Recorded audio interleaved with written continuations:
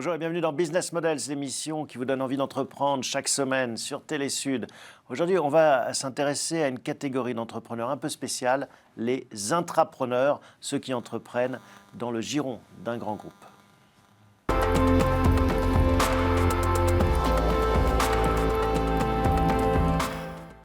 Bonjour Alexandre. Bonjour. Bienvenue dans Business Models. On va parler avec vous de votre entreprise Baobab Plus. En quelques mots, que fait-elle ?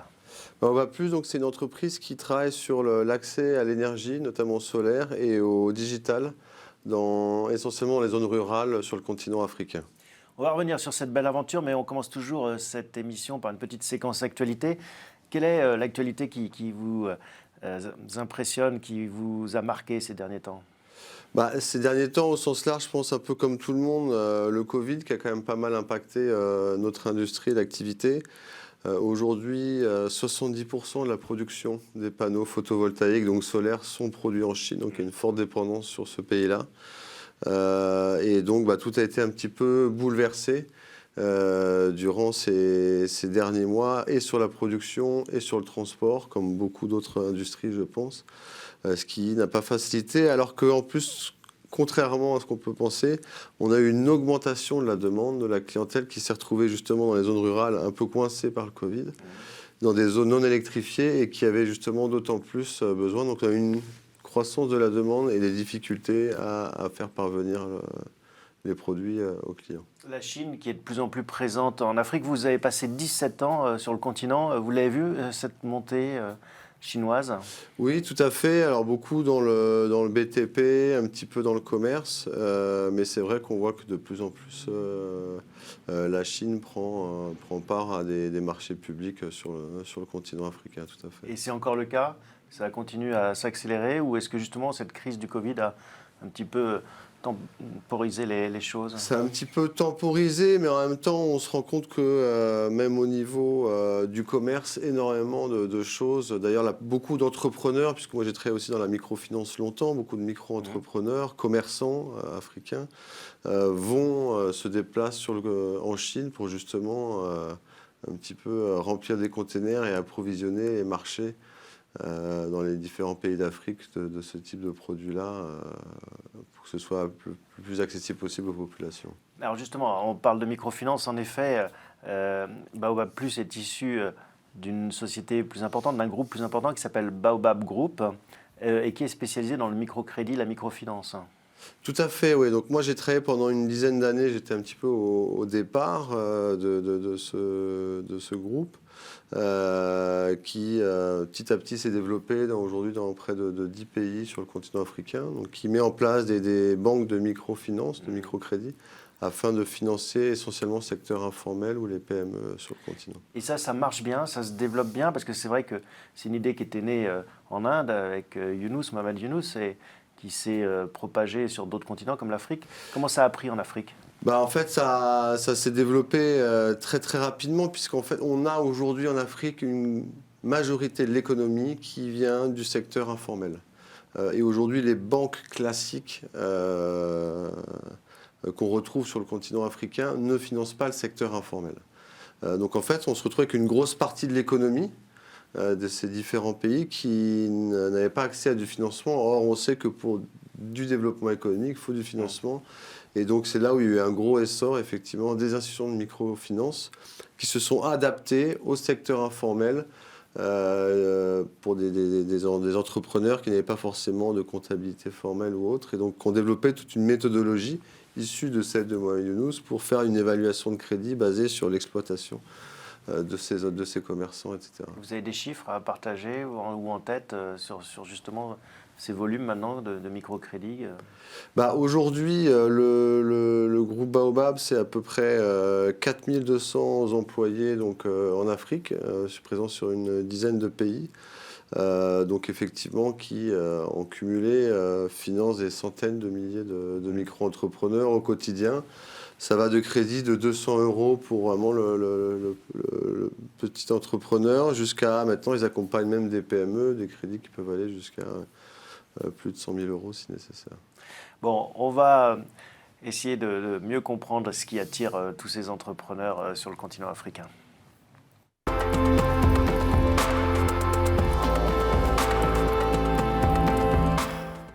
Alors c'est vrai que c'est les racines de Télésud, hein, finalement, s'intéresser à ce continent, même si la vocation va au-delà maintenant. Mais on croise beaucoup d'entrepreneurs qui finalement tombent amoureux, et je parle d'entrepreneurs qui sont plutôt originaires d'Europe, tombent amoureux de ce continent africain et comme vous, peuvent y passer de longues années. Effectivement, alors j'ai toujours été intéressé par ce continent, au début plus de façon culturelle, je fais aussi beaucoup de musique et je m'intéressais à la musique étant jeune. Et puis juste après mes études, j'ai eu l'opportunité d'aller créer la première école de commerce franco-sénégalaise donc au Sénégal.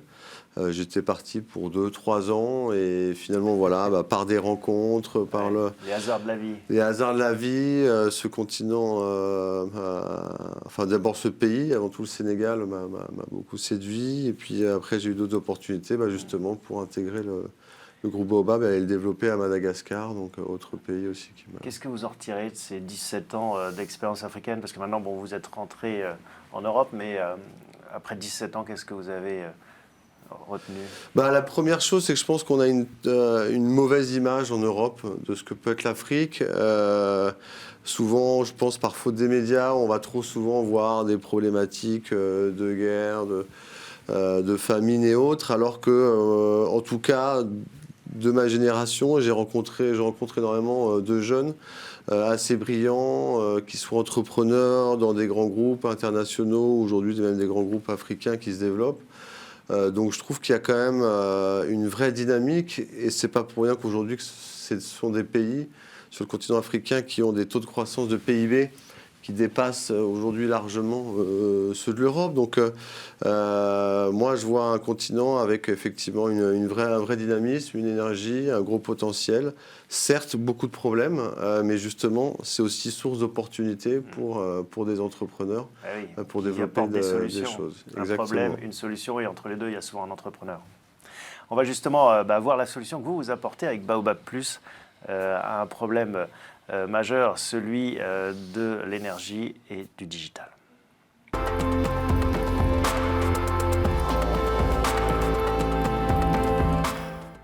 Alors on va revenir sur la jeunesse de Baobab Plus parce que je le disais en introduction, c'est une intra-entreprise, vous êtes intrapreneur, c'est-à-dire que vous avez lancé cette entreprise avec l'appui d'un grand groupe qui est le groupe Baobab. Tout à fait. Donc, comme je l'expliquais, moi j'ai travaillé pendant une dizaine d'années dans la microfinance au sein du groupe Baobab sur le continent africain.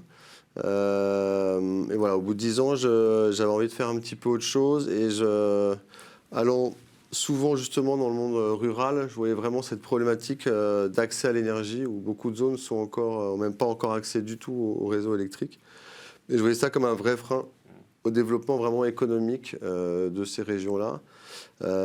Et en parallèle, j'ai rencontré beaucoup de jeunes entrepreneurs africains qui ont créé des applications que je trouvais très pertinentes en termes de digital, sur tout ce qui est e-éducation, e-santé, e-agriculture, quelque chose auquel je crois beaucoup.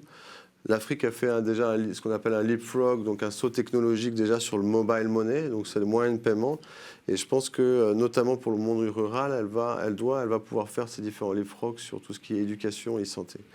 Mais pour ça, il faut une source d'énergie en fait. C'était exactement. Ça énergie la racine et du digital. problème. Tout à fait.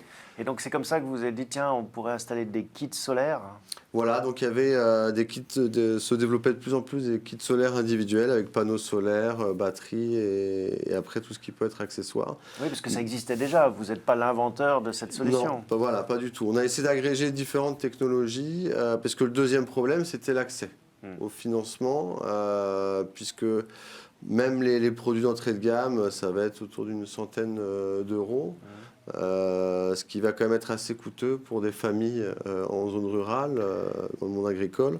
Donc il fallait trouver un système de financement là où les banques de microcrédit ne voulaient pas aller, comme je l'ai expliqué au départ, par manque de visibilité sur les capacités financières de ces gens-là. Donc il fallait trouver un business model qui soit propre à cet écosystème.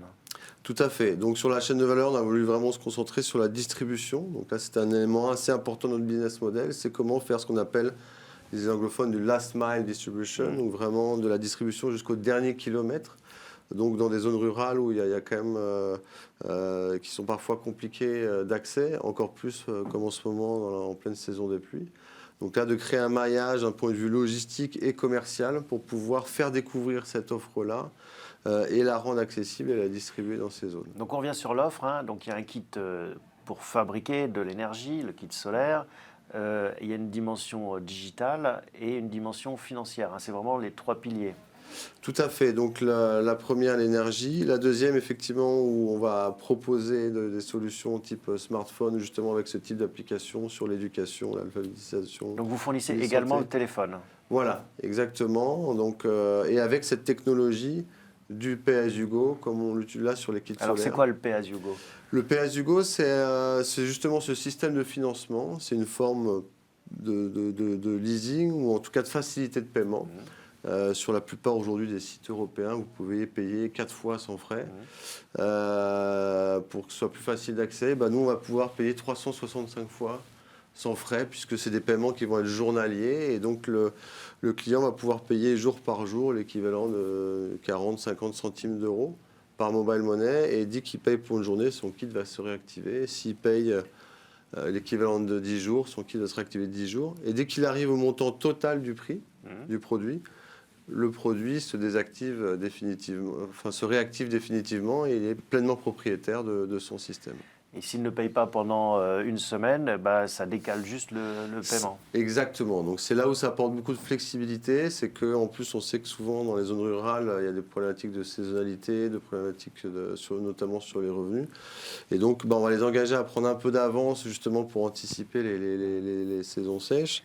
Et effectivement, s'il y a des moments où ça coince, voilà, et c'est juste qu'ils ne peuvent pas l'utiliser. Mais dès qu'ils le réactionnent, ça repart et jusqu'à ce qu'il atteigne le montant total. Ça suppose qu'ils aient aussi accès à du cash électronique, à de l'argent électronique, donc qu'ils approvisionnent finalement un compte. Tout à fait. Et donc, mais comme beaucoup de business models qui ont, je pense, vu le jour en Afrique. Donc le Kenya, qui a été un petit peu le premier pays à développer très fortement avec M-Pesa le mobile money. On voit qu'aujourd'hui, le taux d'utilisation, notamment dans l'Afrique de l'Ouest, dans lequel on est essentiellement, se développe très très vite. Et ça permet justement l'essor de nouveaux business models comme le nôtre, où justement on va être obligé dans une économie cashless parce que dans des zones très reculées, pas d'autres moyens de paiement. En Europe, les gens vont pouvoir payer en ligne avec des cartes bancaires, etc. Là-bas, il n'y a pas. Donc le mobile money va permettre justement de faciliter le paiement de ces business models. Donc l'énergie, l'argent et puis une couche de services digitaux qui vient se greffer autour de ça. Ouais, alors en fait, l'argent, c'est surtout aussi le modèle qui est intéressant, c'est qu'on va pouvoir, à travers leur expérience de paiement du kit solaire ou du smartphone, qui inclut des applications à impact, en fait, on va créer leur premier historique financier. Ce qui était le frein au fait que les institutions de microfinance ne finançaient pas ces gens-là, c'est justement qu'ils n'avaient pas de visibilité sur leur capacité financière. Et donc nous, chaque fois que le client va payer par mobile money, on collecte toutes ces données, sa géolocalisation, par quelle fréquence il est capable de payer. Et cet historique, avec des algorithmes, on va justement pouvoir scorer sa capacité de remboursement d'un futur crédit. Donc en payant son kit solaire, il devient solvable, entre guillemets. Bankable ou solvable, effectivement, pour pouvoir derrière faire l'inclusion financière. Et c'est là où ça rejoint le métier de Baobab Group et la boucle est bouclée. Et c'est comme ça que j'ai pu effectivement, moi, en tant que venant de la microfinance, convaincre l'ancien groupe dans lequel je travaillais d'investir effectivement dans l'énergie digitale en zone rurale pour pouvoir justement, après derrière, pouvoir effectivement faire l'inclusion financière. Alors revenons justement sur comment est-ce qu'on devient intrapreneur, comment est-ce qu'on arrive à aller convaincre sa société dans laquelle on travaille en tant que salarié, ses boss, que on peut monter un projet. Ça, c'est le rêve, j'imagine, de beaucoup de ceux qui nous regardent. Déjà, ça faisait quelques années que je travaillais pour ce groupe, donc je pense qu'il faut développer un climat de confiance, surtout qu'au sein même de ce groupe, moi, je montais déjà pas mal de projets, donc ils m'avaient recruté déjà pour un profil entrepreneurial, puisque juste avant de me recruter, j'avais créé justement cette école de commerce au Sénégal. Donc c'était un peu pour ces skills-là qu'ils avaient souhaité donc, montrer déjà cette capacité à développer, gérer des projets.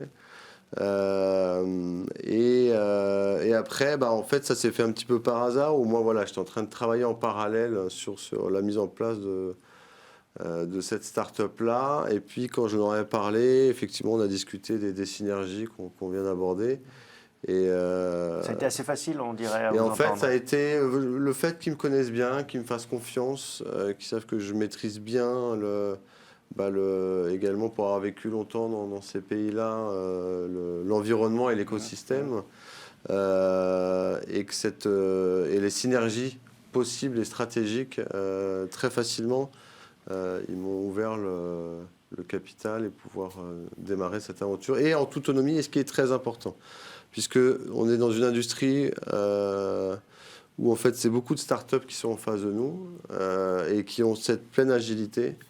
Et ça a été une question qui a dû vous tarauder. Est-ce que je le fais seul ou est-ce que je reste finalement au sein de ce groupe? C'est ça. Moi, au départ, j'étais parti pour le faire seul. C'est le groupe lui-même qui m'a dit « Ah, mais c'est vraiment intéressant ce que tu veux faire. » Mais j'ai du coup, à ce moment-là, vraiment négocié cette forme d'autonomie pour maintenir une agilité que j'aurais pas pu avoir si j'étais resté complètement dans le circuit de process d'un groupe financier, quoi. Donc ça apporte une sécurité, hein, j'imagine, parce que vous avez l'appui d'un groupe installé. Après, en effet, cette autonomie, elle est encadrés puisqu'ils sont majoritaires de cette aventure.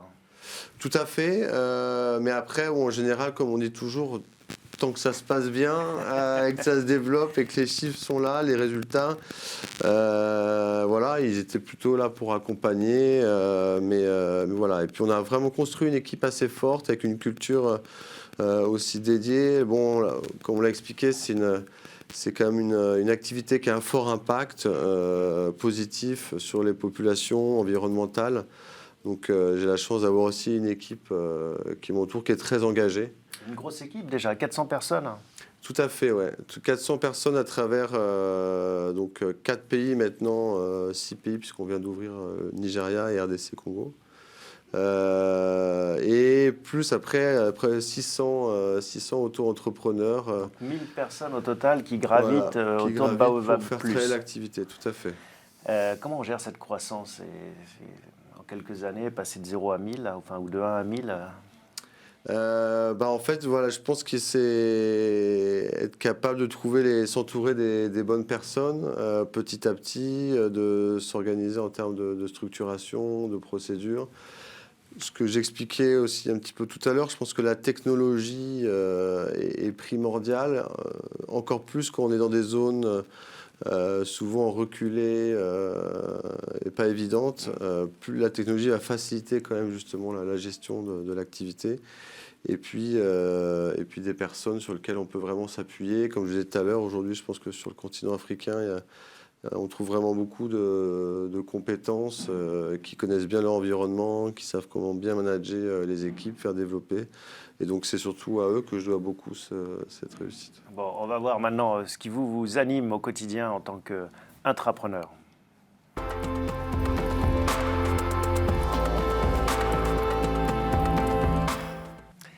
Alors Alexandre, on l'a vu, hein, vous êtes tombé dans la marmite africaine, pas petit, parce que c'était après votre diplôme, mais ça a été un coup de foudre. Et maintenant, vous pilotez 1000 personnes sur le continent, mais en étant rentré en Europe. J'imagine que ça, c'est pas forcément simple en termes logistiques pour vous, à titre personnel. Oui, c'était pas facile. Après, ça a été ce retour depuis 3 ans en France. Voilà, c'était pour des raisons familiales, mais je passe encore une bonne partie de mon temps sur le continent, même si avec le Covid, bon, ça a été un petit peu chamboulé.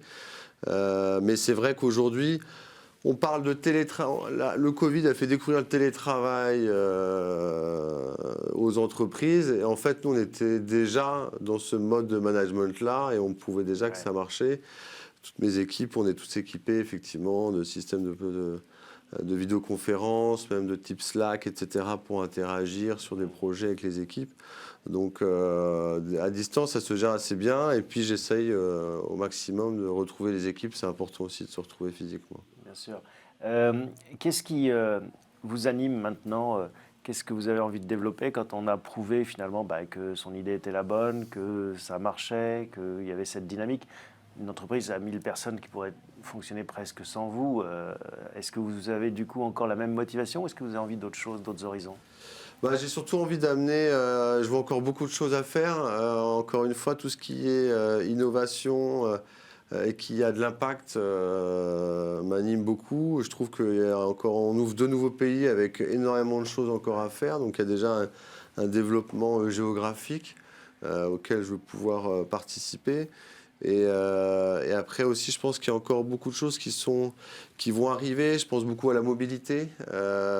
Aujourd'hui, on va utiliser on va se partager des trottinettes électroniques dans Paris. Moi, j'imagine bien dans quelques années, dans les zones rurales en Afrique, se partager un tricycle avec une benne derrière qui va se recharger sur un hangar solaire et qu'on va débloquer avec son téléphone pour pouvoir aller livrer son manioc ou son igname au marché, etc. Donc sur tout ce qui est mobilité, sur tout ce qui est aussi solution pour entrepreneurs plus productifs, je pense qu'il y a encore beaucoup de choses à faire passionnantes. Bah oui, parce que vous avez la plateforme et sur cette plateforme, on peut construire plein de services. C'est un peu comme les GAFA finalement. Vous avez de quoi imaginer plein d'autres choses. Ouais, et puis je pense qu'aussi, même en termes, vous l'avez bien dit, en termes de services, moi je pense beaucoup aux assurances, les assurances agricoles. Ce que manquait beaucoup, que ce soit les banques, on en a parlé tout à l'heure, ou les assurances, c'est des données justement sur ces clients pour pouvoir leur apporter un service adapté. Et c'est vrai que nous, en proposant nos solutions, que ce soit du digital ou de l'énergie avec des systèmes de financement, on collecte énormément de données et de connaissances de ces clients qui derrière vont nous permettre de leur proposer des services pour les protéger sur l'agriculture, sur la santé, sur d'autres choses. Donc je pense qu'on peut développer beaucoup de choses là-dessus. La donnée qui libère, hein, souvent on a une perception en Europe de la donnée qui vous espionne, qui est finalement dangereuse. Là, au contraire, elle émancipe. Elle permet de... Oui, je pense que on est dans des contextes complètement différents. Ici, les gens ont l'impression que chaque mouvement est perçu. Bon, faut se remettre dans le contexte du monde, dans le monde rural en Afrique, où en fait la donnée, ça va être essentiellement sur ses besoins, sa famille, sa capacité financière, et qui va permettre plutôt de rassurer des institutions financières, des assurances ou même des providers de services. Sur le potentiel et ces gens-là qui se développent économiquement aussi. Créer de la confiance, qui est le ciment du business, il faut le rappeler. Un mot sur les personnes qui peuvent vous inspirer dans votre vie. On appelle cette émission Business Models pour le modèle d'affaires, mais aussi pour la référence à des gens qui ont pu, dans votre parcours, vous inspirer. Est-ce qu'il y en a? Tout au départ, et puis effectivement, j'ai commencé rapidement la microfinance, on en a parlé tout à l'heure, effectivement, Mohamed Younous, que j'avais en plus la chance de rencontrer une fois, de voir au-delà finalement même de la microfinance et comment on peut créer une entreprise qui va avoir de l'impact, là en l'occurrence c'est la microfinance, mais qui va être aussi pouvoir rentable. En fait, ce qui me dérange beaucoup, c'est que si je puis dire, dans le monde d'avant, c'était soit on était une ONG et on était des gentils, on faisait des choses bien. À fond perdu. Soit on est à fond perdu, et ce que je trouve pas du tout durable, ni création de valeur, encore moins pour le continent africain. Ou alors on était une entreprise et en fait on est là que pour faire de l'argent et ça peut pas avoir d'impact positif. Et je trouve que finalement, ce qu'a lancé un peu Mohamed Younous à travers la microfinance, ça s'est développé après sur ce qu'on appelle le Tech for God, etc. Et justement, de montrer, et c'est ce qu'on a aussi essayé de faire chez Baobab Plus, qu'on peut créer une entreprise qui va avoir de l'impact social, environnemental, mais tout en ayant un business model rentable. Et ça, c'est très important, puisque si on veut qu'il perdure, si on veut continuer à créer de la valeur qui se développe, c'est indispensable de pouvoir être rentable et d'attirer de l'investissement. Qu'est-ce qu'on vous souhaite, Alexandre, pour la suite? Du développement de Baobab Plus dans ces nouveaux pays qu'on démarre, donc Nigeria et RDC, qui sont deux géants du continent africain, où il y a énormément de choses à faire. Donc qu'on puisse connaître le succès qu'on a connu dans les autres et de pouvoir continuer à à grandir. éclairer et à ce qu'un million de foyers d'ici quelques années puissent, à travers nos services, avoir accès à l'énergie. Éclairé, c'est un beau terme. Merci en tout cas d'avoir partagé cette aventure. Bon vent pour la suite. Vous viendrez nous raconter, peut-être dans quelques temps, la suite de celle-ci. Avec plaisir. Merci à vous tous pour votre fidélité. On se retrouve la semaine prochaine pour un nouvel épisode de Business Models.